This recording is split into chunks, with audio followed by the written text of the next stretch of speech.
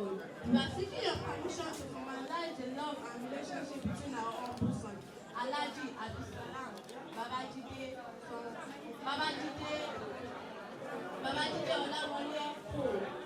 and your precious daughter, Alhaja Risikat Oluwayemisi.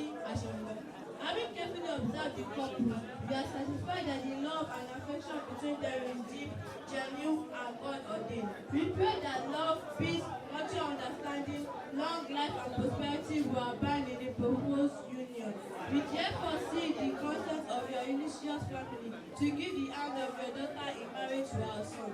God being our helper, we shall do all that is within our power to make your beautiful and admirable daughter comfortable, loved, and welcome in our family. May God Almighty guide you as you deliberate upon our proposal, and we look forward to most favorable reply at your earliest convenience. Yours sincerely, Coast family.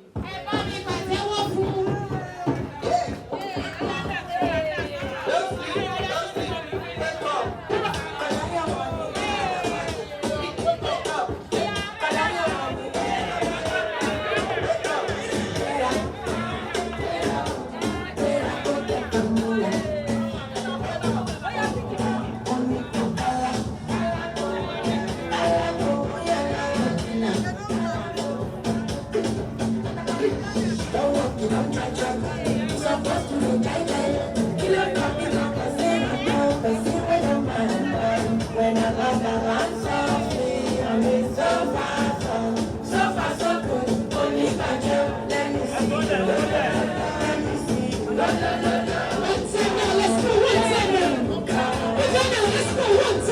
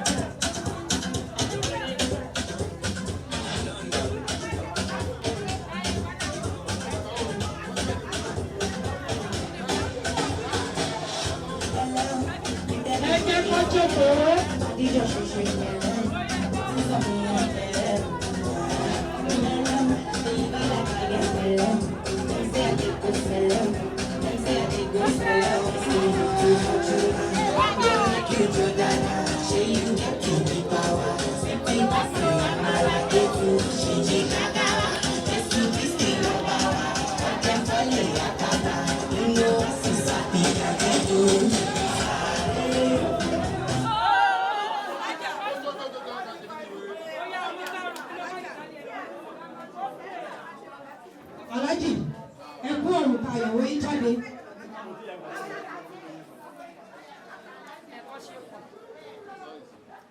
Ókè wá. Alhaja ẹgbẹ́ ọwọ́ yín gẹ́gẹ́ fàlájì.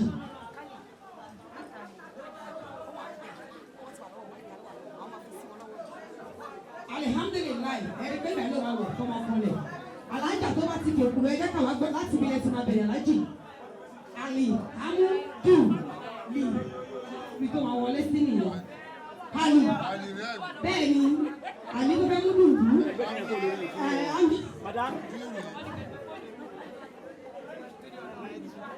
Ali